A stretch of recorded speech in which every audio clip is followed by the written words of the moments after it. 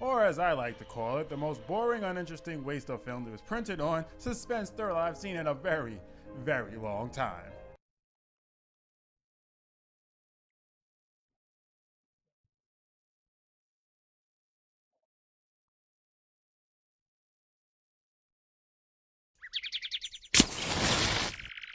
All bets are on!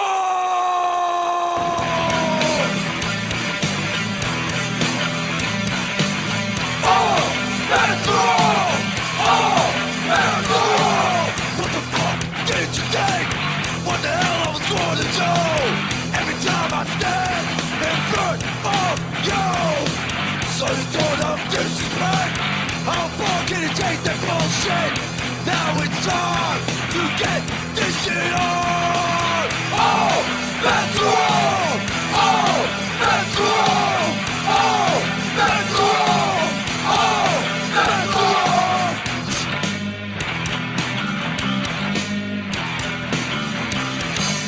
All bets are on!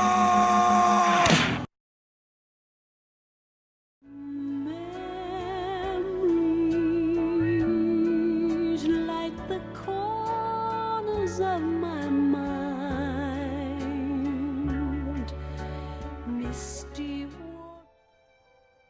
The movie starts out with an overshot of New York City, which I'm pretty sure was reused for the movie Devil's opening credits.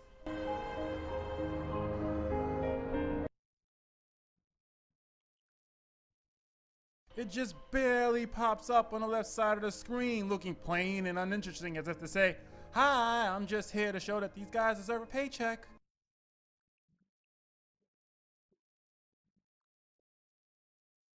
Daddy, that's what I did.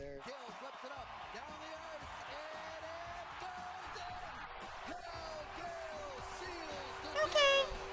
We meet Telly, played by Julianne Moore, whose 9-year-old son died in a plane crash 14 months prior.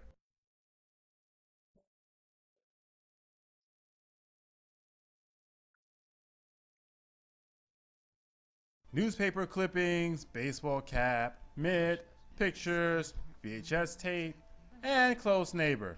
That should be everything. Oh wait, let's not forget the park where he obviously played it. Very important. She's seeing a psychiatrist named Jack Muntz, played by Gary Sinise.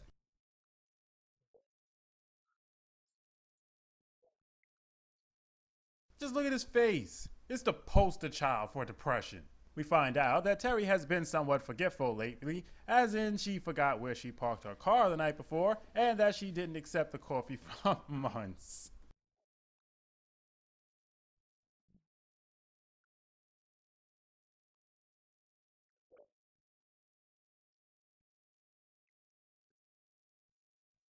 That night, she's having a nice dinner with her husband Jim, played by Anthony Edwards, when she notices one of the pictures have been changed and she thinks Jim did it to help her cope with the death of her son. What have you done?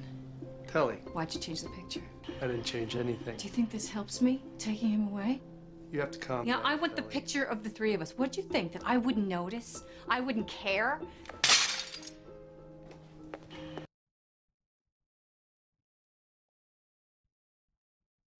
One, why would he do that?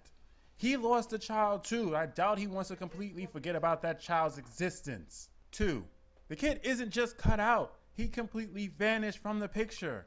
Same poses, same background as before. No kid. Yeah, I suppose he could do that with Photoshop if he had a lot of time and a lot of patience, but her reaction doesn't fit that scenario. She acts like they just took two different photos, one with the kid and one without, while they stood in the same pose and he just dusted off the ladder and swapped it out. I guess that's possible, but why would anybody do that?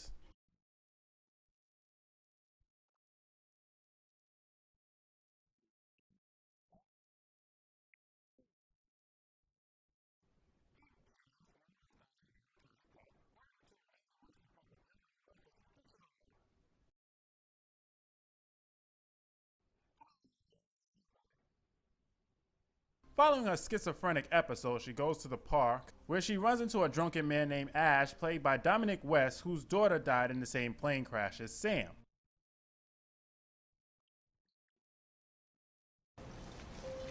We know each other. I'm Telly. Remember? Telly Peretta.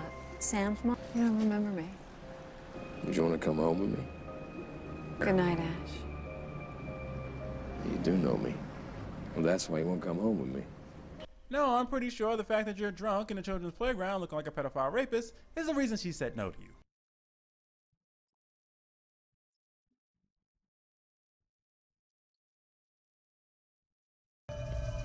The next day, she's working from home when she gets sad.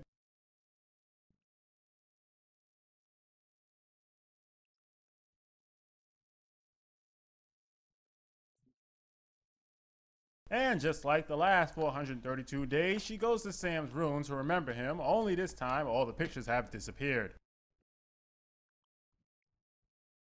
Once again, she blames her husband, leaving him a nasty voice message, and goes to check the VHS tapes, only to find they've been erased.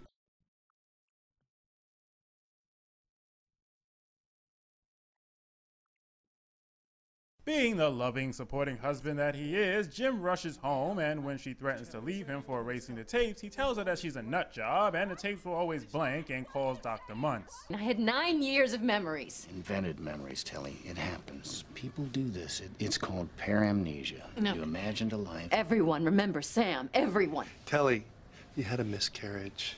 Your life was in danger. The baby was premature.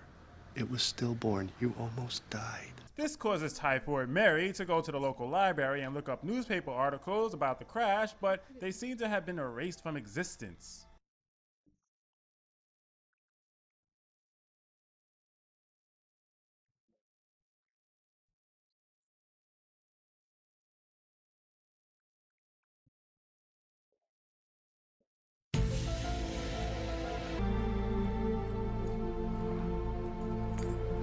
Elliot, Christ. Telly, what are you doing in the dark?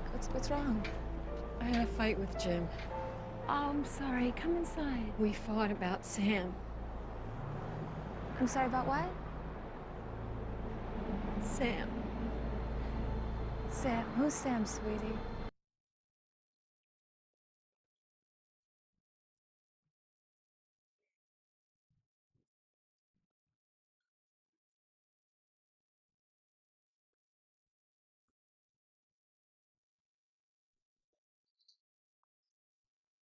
She goes to see Ash, who's his charming drunken self again, where she starts talking to him about his daughter, which he claims to have never had. After putting Mr. Boozington to bed, she starts to pull wallpaper off his office wall, revealing drawings underneath. You let her draw on it. These are her drawings. What the hell did you do? She was showing Sam her room. I was there. Her bed was here against the wall like this, and her desk was here with pictures from magazines collaged like that. You're out of your mind. This was her room. This was your daughter's room. Somebody lived here before me. They papered over their kid's room. No. Okay, but if someone was covering up the fact that he had a daughter, why didn't they just clean off the walls before putting up the wallpaper? Even if the kid used permanent marker, all you had to do was get turpentine and strip the paint. It's not like Senor Whiskey over there is gonna notice the smell, and even if he did, just erase it from his memory. There is logic in what he says. Realizing she's got a head full of gummy bears, he tries to throw her out, but she convinces him to say his daughter's name just one time. Lauren. Now look around again. She was here. I need a minute. Well, please tell me if I you... need a minute.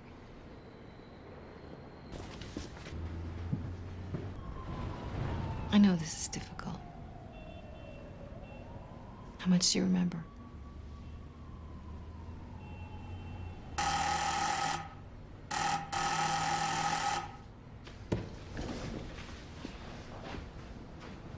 I called the police.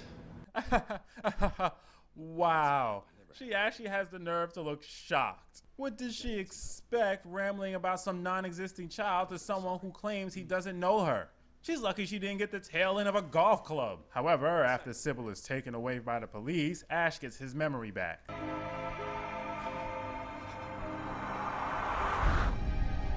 Hi, Dad.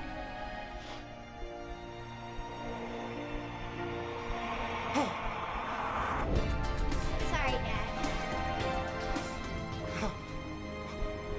Groovy. He runs downstairs to tell her that he remembers and finds out that she was taken into custody by the NSA. After he helps her escape, she notices something in the sky that, of course, the other 8,169,939 other New Yorkers didn't see.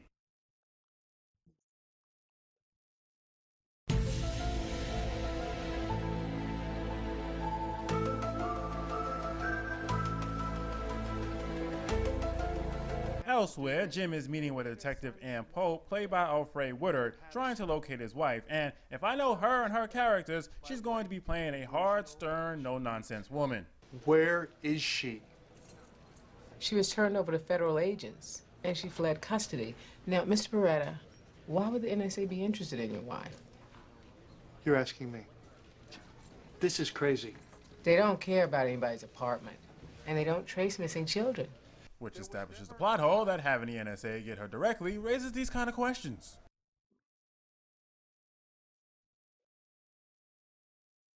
The two meet back at the playground and she tells him that this is the work of aliens and that their children were abducted, and sitting through 35 minutes of unending boredom was almost worth it for this look right here.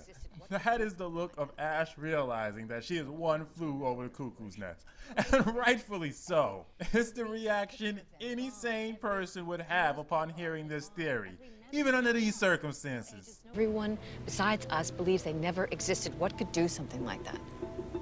Who could erase our kids? Every picture of them gone, every newspaper article. He does start to believe her, however, and after escaping the NSA a second time,